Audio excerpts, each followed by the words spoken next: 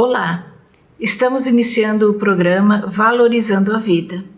Este programa que tem o objetivo de levar até você assuntos relacionados à saúde, o espiritismo, a espiritualidade e as relações humanas. Uma das maiores dificuldades de relacionamento e de convivência entre os seres humanos nós encontramos nos lares. Com a rápida evolução da sociedade, nós encontramos esses conflitos dentro e fora do lar. Imagina o universo. Imagina então a sua família. Tem muita gente? Tem pouca? E se eu te falar que ela é muito maior do que você imagina?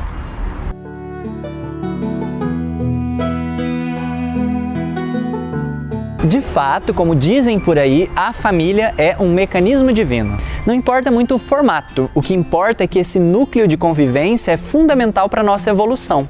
Sabendo dessa importância, é primordial que desenvolvamos a sensibilidade proposta pela doutrina espírita para identificar onde é que está essa nossa família. Quem afinal é minha mãe? Quem afinal são meus irmãos? Será que são só aqueles ligados pelos laços do sangue? Pois então, se você está com essa dúvida, deixa eu te esclarecer. Vamos conversar aqui, senta aqui, vamos ter um dedinho de prosa, como dizem meus amigos lá de Minas Gerais. Um dedinho de prosa.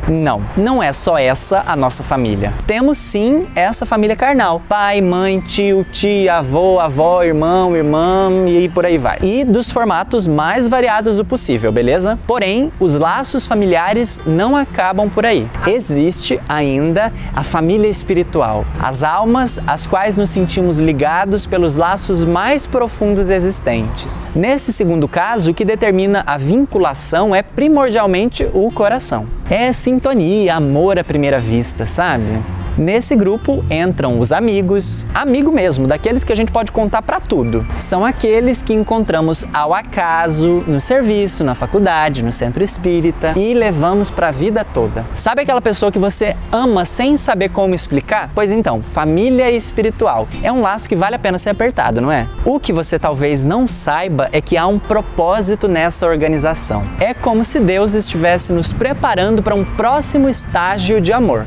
De uma forma ou de outra, estamos aprendendo com essas pessoas a amar como um dia amaremos toda a humanidade. É isso mesmo, imagina aquela pessoa que você ama tanto que nem cabe no peito. Eu penso sempre na minha avó, que exemplo, minha mãe também, menina do céu. Pois então, vai chegar um dia que você amará todas as pessoas do universo da mesma forma que você ama essa primeira pessoa que você imaginou. Você já pensou que lindo isso? Ser um cidadão do universo é se entregar a esse grande laboratório da família universal o quanto antes. Nos esforçando aqui e agora para aprender a amar. É, afinal, que Jesus sente por nós, não é mesmo? E como um dia todos nós seremos tão evoluídos como Ele, e até mais, como Ele mesmo disse, por que não começar agora? Amar é viver em família. O melhor é viver em família, seja ela como for. Aperte mais esse laço. Como você já deve ter notado, hoje nós vamos falar sobre a família. O que é a família? Vamos ver o que a doutrina espírita nos fala. A nossa família consanguínea representa aquele conjunto de laços mais próximos que marcarão a nossa existência de maneira positiva ou negativa, mas que certamente estarão conectados conosco na definição da nossa personalidade, da nossa origem, dos nossos valores, das experiências que nos ofertam naquele seio de convivência mais íntimo.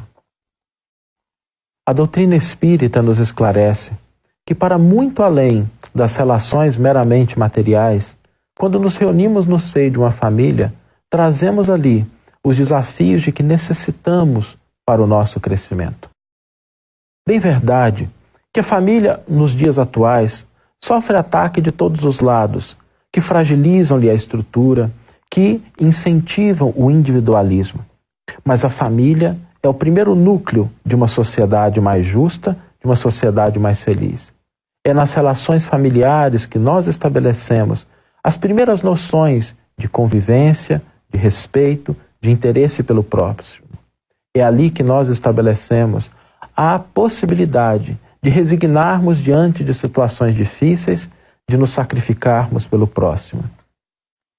A família que nos acolhe é o primeiro berço para que nós consigamos crescer como espíritos. A formação de uma família é algo tão importante que deveria ser motivo de reflexão e preocupação de todos aqueles que se propõem a um ajuntamento de afinidades que receberão mais tarde filhos, netos, familiares. Por isso, jovens e aqueles que se encontram já com famílias constituídas têm em suas mãos a possibilidade de construir um tesouro de crescimento e de progresso. Família são laços que se estendem para além da presente vida, nos conectando com o passado e nos abrindo portas para o nosso futuro glorioso. Por que será que você está nesta família? Você já se perguntou? Você, eu, estamos na família que precisamos estar. Há um olhar de transcendência que explica pelo que nós estamos onde estamos. Não é um acaso biológico. Você não nasceu filho do seu pai e da sua mãe por um acidente genético. Há escolhas que fazemos, nós combinamos estar onde estamos. Tem um significado estarmos nesta e não estarmos noutra família. Termos este pai e não aquele outro, este irmão e não o outro que desejaríamos ter. Não há erro do ponto de vista cósmico a nossa imersão dentro de uma família, porque há ascendentes espirituais que patrocinam esse movimento de constelação familiar. Nós não somos folhas jogadas ao vento, nós somos pássaros que fazemos movimentos voluntários, portanto conscientes. Uma folha circula, um pássaro ele tem objetivo. Nós somos como que pássaros que conjuntamente escolhemos estar juntos para atender alguns objetivos individuais e objetivos coletivos. A família melhor é a família onde a gente está. Uma boa família não é aquela que tem recursos, que tem status, que tem prestígio. Isso é um tipo de família que a gente pode estar nela ou não. A melhor família é aquela de que a gente precisa para poder dar o melhor de nós e receber o melhor que podemos receber daqueles que compõem o grupo familiar. Logo, ao invés de nos estar lamentando pertencermos àquela família, estarmos nos questionando pelo que nós estamos ali, talvez nós pudéssemos estar aplicando a nossa energia no melhor aproveitamento do tempo, sendo melhor pai, melhor filho, melhor irmão, melhor neto, melhor avô, porque enquanto nós estamos conjecturando, nós estamos deixando passar o tempo. A família é o espaço laboratorial mais significativo para fazermos as nossas transformações internas. É o teatro mais importante para que nessa ribalta nós possamos fazer a protagonização da nossa iluminação e ajudar a iluminação do outro. Não conseguiremos ser um cidadão de bem, um homem bom, justo e belo, se nós não aprendermos isso dentro da família, no processo da convivência familiar. Porque é dentro da família que aprendemos a ser honestos, respeitosos, tolerantes, afáveis, empáticos. Então a família é esse ninho através do qual nós haveremos de dar grandes voos em contribuições mais expressivas para a comunidade.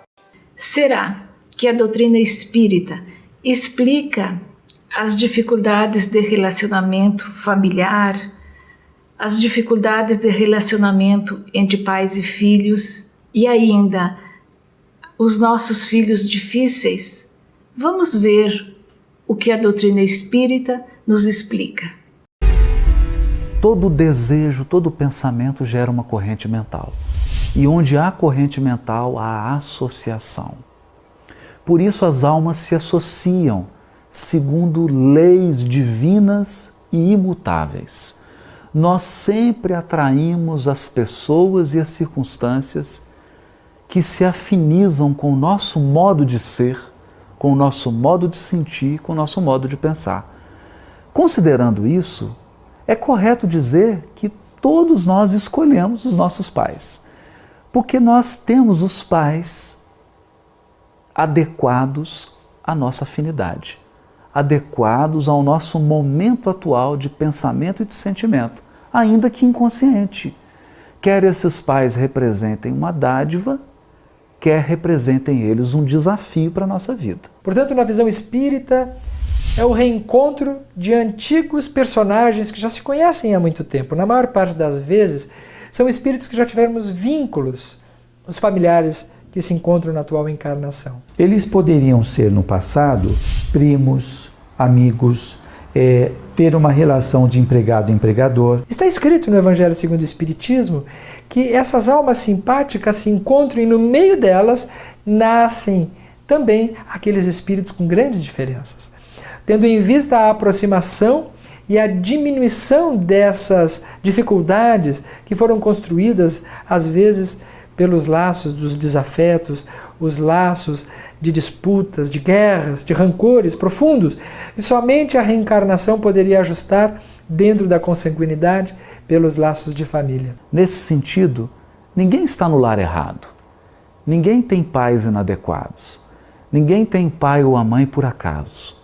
Há sempre razões profundas que muitas vezes nós não podemos compreender, mas que estão em absoluta harmonia com as leis divinas. Deus é justo, mas é misericordioso também. Ele nunca dá um peso que seja superior à capacidade do espírito de conduzir esse peso.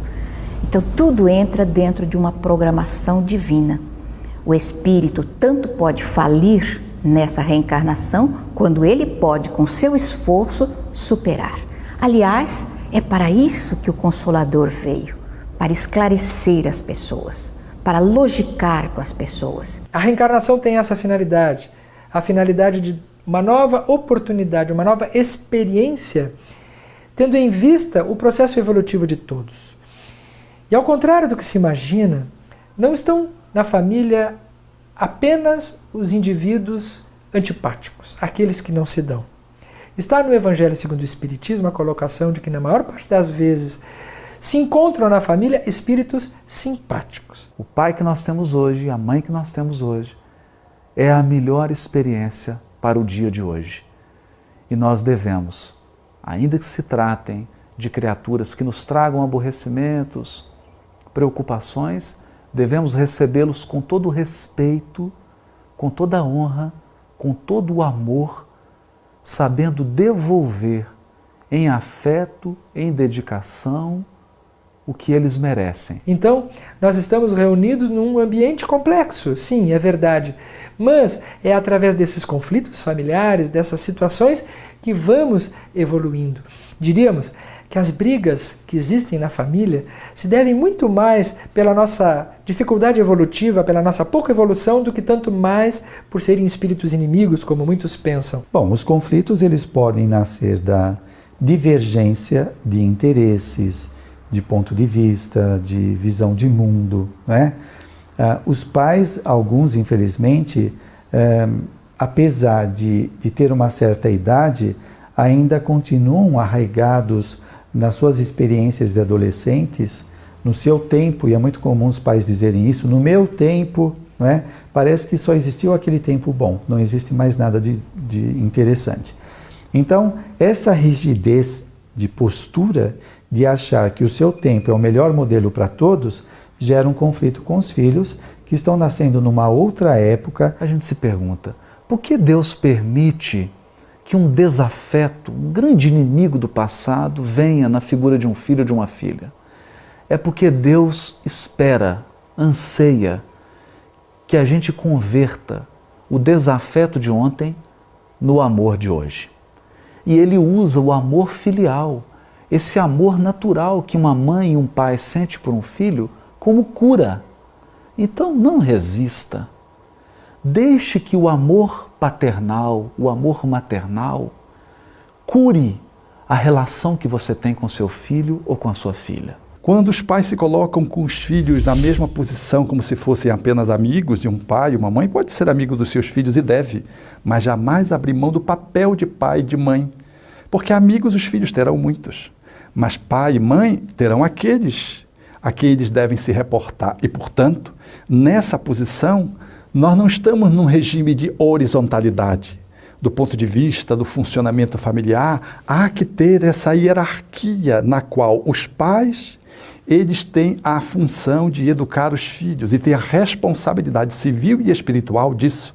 Logo, os seus filhos têm que se submeter e os pais têm que se apropriar desse poder e assegurar essa educação de forma a poder estabelecer um caminho de convivência saudável. Uma família que não tenha problemas, um casal que não brigue, filhos que não se atritem com pais, é um problema também. Porque é muito frequente nós encontrarmos algumas situações onde aparentemente existe uma paz. Só que por trás daquela paz existem dificuldades que não são apresentadas, não são dirimidas, não são tratadas.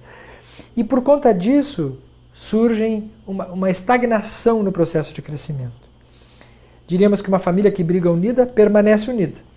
O problema não é a briga. O problema é permanecer brigando sempre.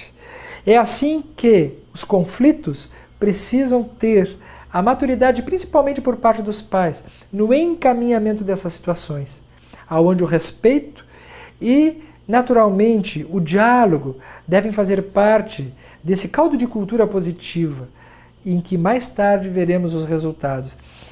Na adolescência, esses atritos são reeditados. Mas nós sabemos também que a adolescência é uma segunda infância, uma segunda encarnação, é como se o espírito estivesse novamente mostrando as suas características. E é nesse momento que, pela diferença dos opostos, vão se formando aquelas características mais definitivas da personalidade. Então, diríamos, não vamos ter medo dos conflitos. Podemos ter medo, sim, de uma ausência total de conflitos, que poderá estar indicando algum problema ainda muito maior.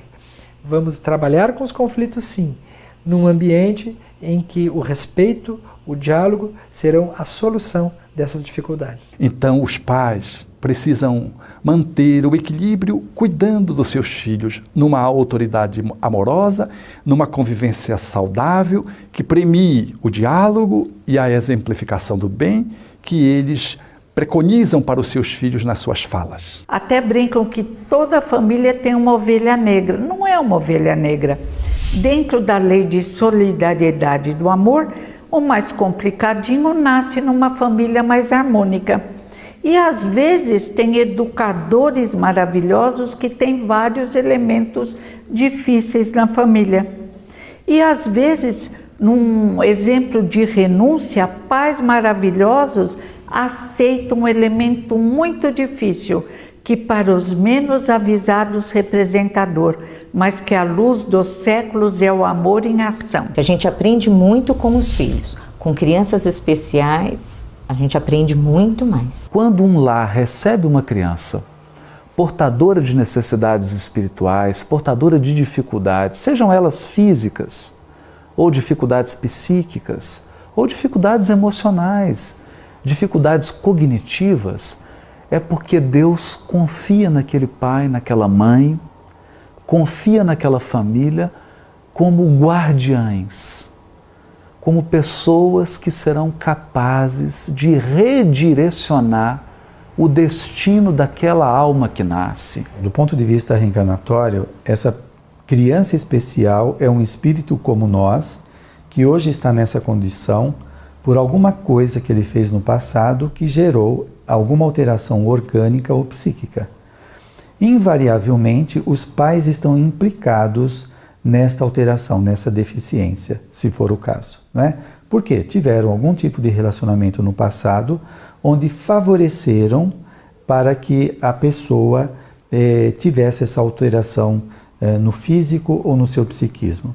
Então eles vão reencarnar nesse grupo familiar, que estão comprometidos com esta pessoa, para ajudá-lo a suportar a prova ou a expiação, para que ele possa se educar ou se reeducar. Mas em outras circunstâncias, surgem filhos nessa posição de crianças com dificuldades, crianças especiais, exatamente com pais que aceitaram essa posição de tutores em função da amorosidade.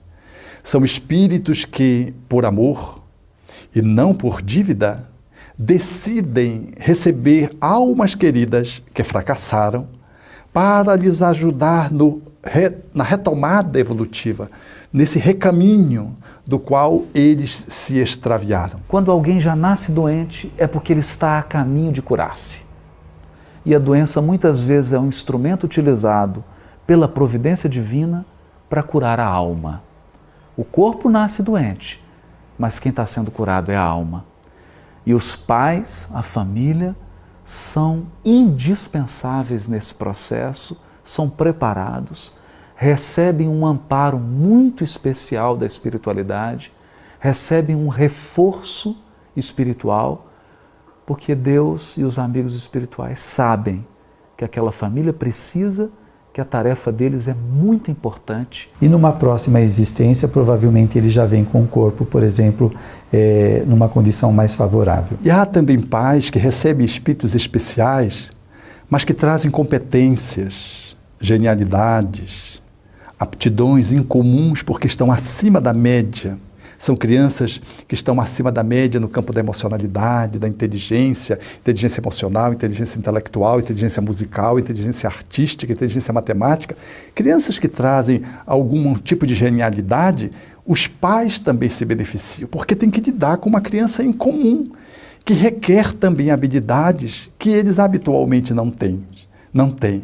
Então, os filhos especiais, sejam os deficientes, seja aqueles que são excepcionais porque estão acima da média, ambos representam para os seus educadores, professores, pais, tutores, desafios ao processo do crescimento. Que a missão que foi confiada é uma missão muito especial e se ela for cumprida com dignidade, se ela for cumprida de forma amorosa e responsável, esses espíritos, esses pais, esses familiares sairão dessa vida numa condição muito melhor.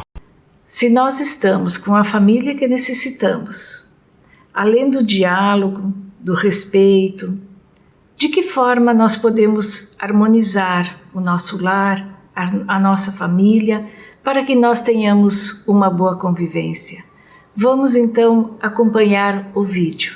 O Evangelho no lar é uma das experiências mais graciosas e abençoadas quando a família ela se decide a trazer uma reflexão em torno dos postulados amorosos deixados por Jesus há 2000 anos atrás. Logo depois das pregações que ele fazia, ele se reunia na casa de Simão Pedro e juntava o colégio apostólico. Ali eles debatiam os ensinamentos que ele havia dado durante o dia, comentavam acontecimentos e o Senhor sempre ampliava então para aqueles homens que seriam os continuadores da mensagem do Evangelho, ele ampliava para eles a visão dos seus ensinos. Toda a família cristã que se apropria desse conteúdo divino e faz dos seus ensinos o mediador para reflexões, para análise das suas vidas cotidianas, transformam o lar num espaço abençoado que recebe a visita de Jesus regularmente. É algo bem simples. É uma jarra de água pura que será fluidificada, o Evangelho aberto e os comentários feitos pela família. Comentários que devem ser sempre leves e devem ser sempre comentários voltados para o bem. O Espiritismo propõe, portanto, que um dia por semana, sem cansar, porque o bem não cansa, a reflexão não pode ser enfadonha. Não será um encontro onde os pais vão fazer uma palestra, um sermão para os filhos. Será um encontro gracioso durante 30 minutos, 20, uma hora, no qual lê-se uma página do Evangelho segundo o Espiritismo. Se o lar for muito plural do ponto de vista da conjugação de valores religiosos, por exemplo, o pai de uma religião, a mãe de outra, busca-se um livro que possa intermediar o Novo Testamento, ou mais de uma obra, de modo tal que o amor proposto por Jesus possa comparecer naquele lar como matéria-prima através da qual nós possamos nos olhar uns aos outros, iluminando as nossas vidas, aonde cada um faz a análise de si próprio e não acusa o outro, de modo a criar aquele espaço, um momento agradável de encontro familiar, no qual o espaço da reflexão, das nossas ações, dos nossos pensamentos, das nossas emoções, recebam o toque da amorosidade de Jesus, mediado por um diálogo fraternal no qual todos estão disponíveis para aprender um pouco mais. Os pais que vêm à casa espírita pedir socorro em termos de educação de seus filhos, porque eles querem educá-los quando eles entram na puberdade, que é um período muito difícil, muito complicado para o espírito reencarnante. Então, na puberdade, na adolescência, não é a hora de se educar os filhos, é a hora de criar um laço de amizade, de fraternidade, de carinho, pai amigo, mãe amiga. Sob o ponto de vista espiritual, a família é o berço de equilíbrio para as sintonias superiores que os espíritos podem agir em benefício de todos. Quando a família se desestrutura, é campo aberto para as obsessões, para os espíritos que trabalham ativamente para desagregar a sociedade. Os obsessores têm um plano muito claro, que é a desarticulação da família, porque desarticulando a família se desestrutura o núcleo aonde estarão formadas as bases de uma sociedade moral. Porque uma família sem amor é uma pensão, é um hotel. Mas uma família que experimenta a amorosidade é um lar. E um lar, ele tem a característica de trazer para os seus componentes o respeito a cada individualidade, mas a unidade dos seus membros através da cumplicidade do amor. Como os dedos da minha mão. Cada um tem um tamanho, tem um perfil, cada um é um. Nós asseguramos a identidade de cada membro da família, mas a família está una através de um relacionamento amoroso mediado por um esforço de convivência, de superação e de amorosidade que configura de que esses membros, eles compõem um lar, uma família. Depois de todas essas informações, vamos então olhar para os nossos lares como um local de encontro de almas, onde nós íamos juntos para crescer, para evoluir e para aprender a se amar. Que cada um de nós possa então olhar para o seu lar e fazer deste local um local onde haja sempre muita paz e harmonia. Obrigado pela sua companhia e até o próximo programa.